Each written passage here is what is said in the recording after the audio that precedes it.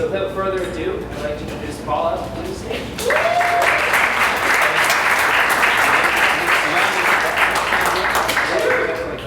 Balance on the step on one foot. Okay, That's not good. I'm in it. It'll work. It's all good. Does it work? Excellent. You can Thanks everyone. How's everyone doing today? SalesTO. Good stuff.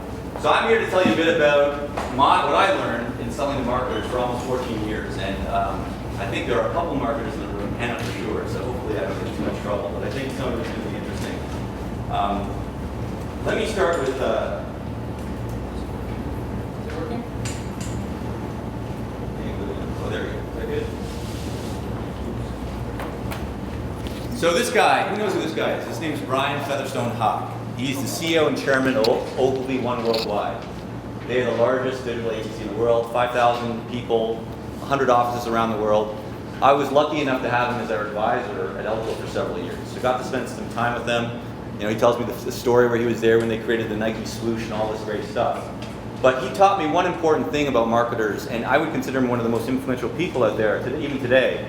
And it was about really this idea that advertising, sole purpose, is to create emotion, evoke emotion in people and connect them to the brand. Sorry. Let's keep going here. Not really, but that's okay.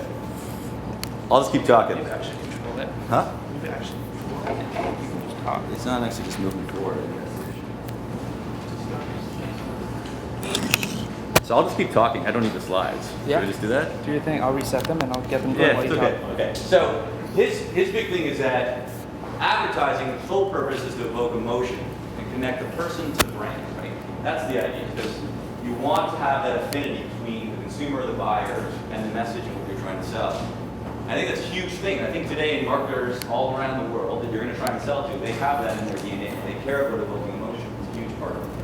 And so I'm going to tell you a story about how we sold Salesforce.com. It's an interesting story because it starts off, if you talk to the sales rep that closed the deal, Joe Rowley, she's a fantastic friend and a great evangelist in social selling today.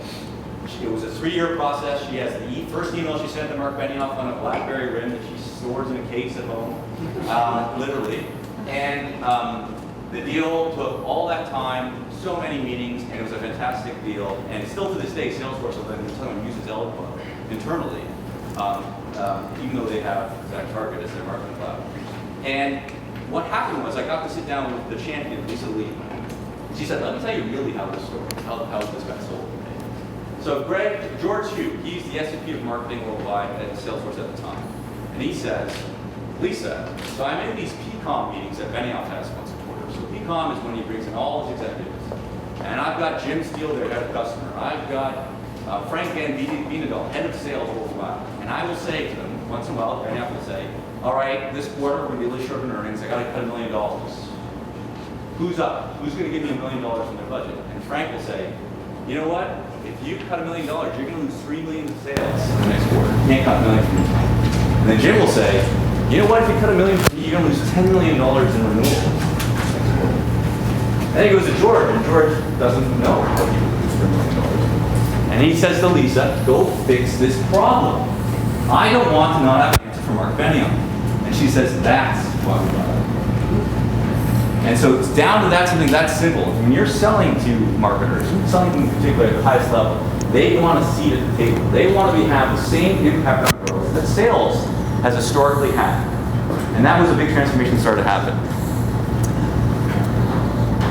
You probably know the stat that CMOs, the average tenure was about 20, 22, 23 months. Remember that stat from Spencer Stewart? Like they basically the last few years and they move on to the next job. Well, that's now up to almost 44 months. And it's because of their laser focus on helping grow businesses. And so there's this idea, as a takeaway from the first lesson on See the Table, that I would say is about what I call yellow analytics. So this idea that if you're talking to a marketing leader, either they have a problem because someone is yelling at them about something, or they want to yell at someone else. They can't figure out who to yell at, or they don't know. So try and uncover that pain point is sort of lesson 1. Lesson 2, marketers don't want to change. And I would say they don't want to change any more than salespeople don't want to change. So if you look at some of the stats on media spend in the US, It's only in 2017 that finally digital spend will actually outpace TV ads. If you think of that for a second, for especially people in the tech room,